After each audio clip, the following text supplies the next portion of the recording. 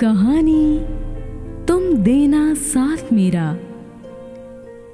फरवरी की जाती ठंडक में कुछ अलग सा रोमांच होता है।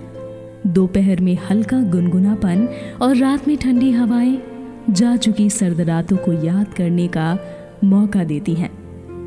प्यार में पड़े प्रेमी अपनी प्यार भरी बातों से एक दूसरे को अपनाते हैं। फरवरी का महीना कुछ ऐसा ही होता है, साल के हर महीने से एकदम जुदा। महीने अगर आपस में बातें करते तो शायद फरवरी सबसे ज्यादा इतराती, बेहद खूबसूरत और कम वक्त के लिए आने वाली वीआईपी गेस्ट की तरह।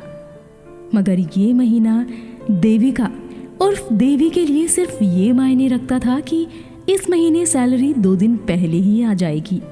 2 छोटी बहनों की जिम्मेदारी जो थी उस पर। आज के दिन यानी 14 फरवरी के दिन जब प्रेमी एक दूसरे से अपने प्यार का इजहार करते हैं, तब देविका सुबह 5 बजे से उठकर अपने लिए और अपनी 2 छोटी बहनों के लिए खाना बनाकर पैक कर चुकी थी। अरे मैं ये तो रखना ही भूल गई। देवी ने एक छोटे काले बैग में अपनी फेवरेट जूतियां रखते हुए खुद से कहा। आज देवी सागर से भोपाल जाने वाली है। एक स्कूल में उसके सरकारी टीचर की नौकरी लग गई है। एक पार्ट टाइम जॉब करते हुए उसने कई सालों की मेहनत के बाद इस नौकरी को पाया है। भोपाल में एक पीजी और अपने खाने का इंतजाम सब कुछ देवी पहले ही कर चुकी है। 17 फरवरी से ज्वाइनिंग है उसकी, इसीलिए 2 दिन पहले जा रही है ताकि वहां सेटल होने का टाइम मिल सके उसे। सुबह 10:30 की भोपाल एक्सप्रेस में उसने अपना रिजर्वेशन लिया है, जिसके लिए उसे अपने घर से लगभग 40 मिनट पहले निकलना होगा। अपनी दोनों बहनों कुसुम और कविता को सुबह की चाय देते हुए उसने उठाया। अब उठ भी जाओ तुम दोनों, मेरे जाने के बाद भी क्या ऐसी देर तक सोया करोगी? चलो उठो दोनों, अपनी दीदी के साथ एक आखिरी चाय तो पी लो। देवी की ये बात सुनकर गुस्से से उठते हुए कुसुम ने कहा, जो देवी और कविता से छोटी है। दीदी ऐसी बातें क्यों कर रही हो? एक तो आपके जाने की वजह से हम दोनों बहुत दुखी हैं, और अब आप हो कि। इतना कहते ही कुसुम अपनी देवी दीदी के गले से लगकर रोने लगी। कविता भी दोनों के गले लगकर रोते हुए बोली, हम दोनों आपको बहुत मिस करेंगे दीदी, लेकिन हमारे मिस करने के चक्कर में आप अपनी ट्रेन मत मिस कर देना। हम आपको बहुत प्यार करते हैं, आप हमारी बिल्कुल चिंता मत करना। यहाँ बस वहाँ अपना मन लगाकर काम करना, और यहाँ मैं छोटी का ख्याल रखूंगी। कुछ और देर तीनों बहनों ने एक दूसरे के साथ वक्त बिताते हुए चाय की चुस्कियां ली, और फिर कुसुम और कविता देवी को छोड़ने रेलवे स्टेशन गए। देवी ने दोनों बहनों से प्यार के साथ विदा ली। 4 घंटे और 45 मिनट के सफर के बाद देवी भोपाल पहुंच चुकी थी। जैसे मुंबई को माया नगरी या सपनों की नगरी कहा जाता है, वैसे ही हाथ में 2 ट्रॉली बैग लिए देवी अपने सपनों की नगरी भोपाल में भोपाल जंक्शन बोर्ड को बार बार पढ़कर अपने मन ही मन खुश हो रही थी। पीजी पहुंचकर देवी ने कुसुम और कविता को अपने पहुंचने की खबर देने के बाद शाम को थोड़ा पास के मार्केट घूमने का मन बनाया, तो दोपहर के 3 घंटों में बनी उसकी नई दोस्त और उसकी रूममेट मानसी उसे मार्केट ले गई। 2 दिन बीत जाने के बाद आज देविका को स्कूल ज्वाइन करना है, जिसके लिए खास देविका ने अपनी स्वर्गवासी माँ की साड़ी पहनी। बादामी कॉटन की साड़ी पर जूड़ी में बंधे उसके बालों को कसने के साथ ही कानों में छोटे काले झुमके पहने और मरून रंग की शॉल को कंधे पर डाला। बहुत प्यारी लग रही है देविका, वीडियो कॉल पर बात कर रही उसकी दोनों छोटी बहनों ने उसे बताया। सुबह के 8 बजे तक देवी स्कूल पहुंच चुकी थी। पीले और लाल रंग की 3 मंजिला इमारत को भोपाल जंक्शन के बोर्ड की तरह बहुत उम्मीदों से देख रही थी देवी कि किसी ने उसे टोका। हाय देविका, कब आई आप भोपाल? आवाज अचानक से आई थी, तो चौंकने की वजह से देवी के हाथों से कुछ पेपर्स छूटकर जमीन पर गिर पड़े, जिन्हें उठाते हुए साहिल ने कहा, ओह मुझे माफ कीजिए, आई एम रियली सॉरी, मेरा ऐसा कोई मकसद नहीं था, मैंने आपको चौंका दिया। देवी के हाथों में उसके पेपर्स लौटाते हुए साहिल ने कहा। फॉर्मल्स पहने हुए साहिल देवी का ही हम उम्र था। 6 महीने पहले ही साहिल ने स्कूल का एडमिन डिपार्टमेंट ज्वाइन किया था। शांत स्वभाव वाला साहिल का चेहरा चंचल आंखों के साथ देवी को चौंकता हुआ और कंफ्यूज्ड देखकर अपने बारे में बताने लगा। हाय, मैं इसी स्कूल में काम करता हूँ। आपको पहचान लिया तो बोल पड़ा, जानता नहीं था कि आपका ध्यान कहीं और है। नहीं तो इस तरह आपको डराता नहीं, माफ़ करना। अपनी घबराहट को छिपाते हुए देवी ने कहा। वो हाँ, मेरा ध्यान नहीं था आपकी बातों पर आप माफ़ी मत मांगिए। तो फिर चले?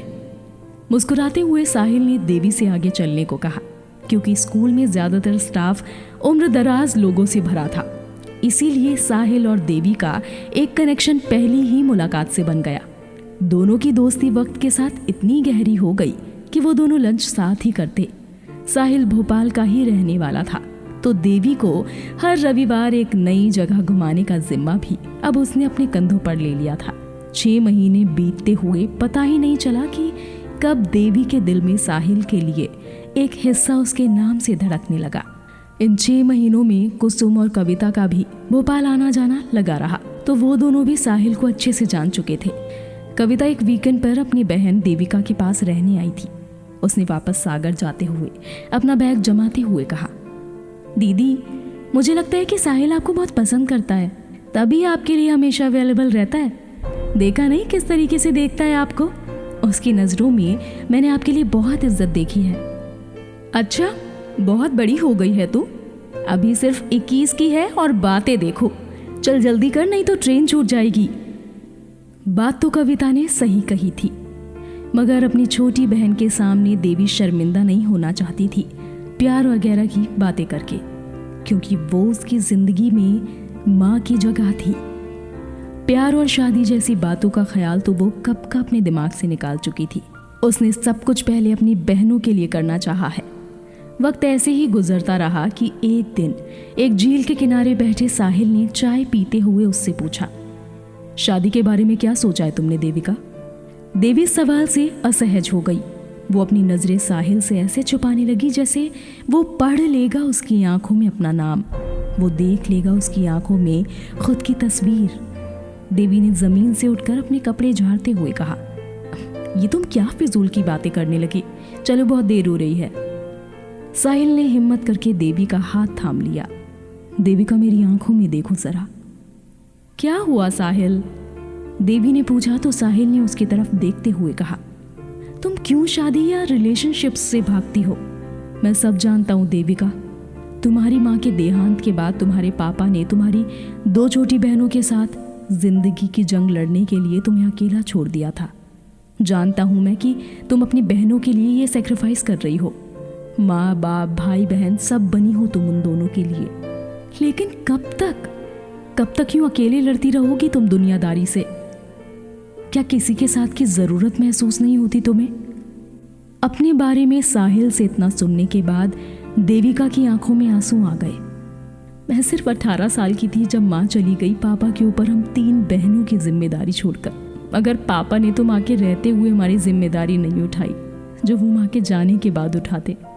मैं जानती थी कि वो हमारे लिए कुछ नहीं करेंगे, और हुआ भी वही। माँ को गए 2 महीने भी नहीं हुए थे कि वो हमें किराए के घर में छोड़कर चले गए, वो भी एक चिट्ठी में 3 लाइनें लिखकर, जिसमें लिखा था, मुझे हमेशा से बेटा चाहिए था, तुम तीनों के खर्चे नहीं उठा सकता, भगवान भरोसे छोड़कर जा रहा हूँ।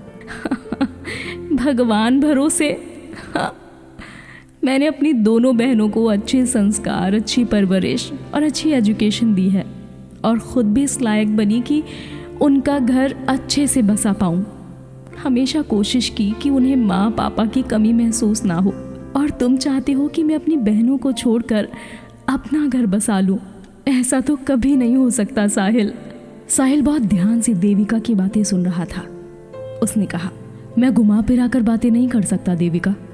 तुम जानती हो, तुम्हारे यहाँ आने से पहले ही मिश्रा जी, जो मेरे साथ एडमिन में काम करते हैं, उन्होंने तुम्हारे बारे में बताते हुए कहा था, कोई देविका सोलंकी आने वाली है, सुना है बहुत हिम्मत वाली लड़की है, 2 बहनों की जिम्मेदारी उठा रही है अकेले। बेचारी के माँ बाप नहीं है, इसीलिए रहने की जगह पूछ रही थी कि दोनों बहनों के साथ रह सके, मगर अभी फ़िलहाल पीजी में रहने की व्यवस्था करवाई है उसके लिए, फिर बाद में 2-1 सालों में बहनों को भी ले आएगी यहीं। साहिल ने आगे बढ़कर देविका की आंखों में देखते हुए कहा, इस बार जब कविता से मिला तो तुम्हारे बारे में और भी बहुत कुछ जानने को मिला। कविता और कुसुम दोनों चाहती हैं कि तुम अपना घर बसाओ, ये तो किसी ने नहीं कहा ना कि तुम शादी के बाद अपनी बहनों का ख्याल नहीं रख सकती, बल्कि तब तो दो लोग मिलकर ख्याल रख पाएंगे उन दोनों का। मैं तुम्हें देखे बिना ही तुमसे प्यार कर बैठा था। अब तुम्हें जानने के बाद तो मुझे गर्व होता है तुम पर कि मैं तुमसे मिला। तुम एक मिसाल हो देविका। जिससे भी तुम शादी करोगी वो दुनिया का बेहद खुशकिस्मत इंसान होगा। क्या मैं वो खुशकिस्मत इंसान बन सकता हूँ तुम्हारी ज़िंदगी में, जो तुम्हारी रिस्पॉन्सिबिलिटीज़ को बांट सके? क्या मैं तुम्हारा हाथ थाम कर तुम्हारे साथ मेरा हर सफ़र तय कर सकता हूँ?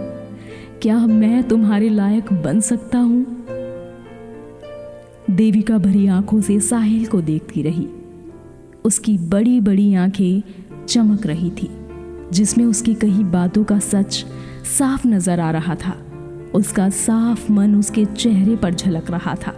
देविका सोच में थी, तभी साहिल ने उसके गाल पर बह रहे उसके आंसू को पोंछते हुए कहा, अच्छा ठीक है, तुम रो मत। मेरा जवाब मिल गया मुझे। जब तुम कविता और कुसुम को खुशी खुशी उनके घरों के लिए विदा कर दोगी, तब बुला लेना मुझे तुम्हारा हाथ थामने को। तब बना लेना मुझे अपना जीवन साथी। मैंने भी निश्चल प्यार किया है तुमसे। जितना चाहती हो उतना इंतज़ार कर सकता हूँ, मगर हाँ, बिन फेरे भी साथ निभाता रहूँगा, वादा है तुमसे। किस्मत से मिली ठोकरों ने जिस देविका को एक महासागर में लापटका था, हौले हौले आगे बढ़ती लहरों ने आज उसे साहिल तक पहुँचा दिया।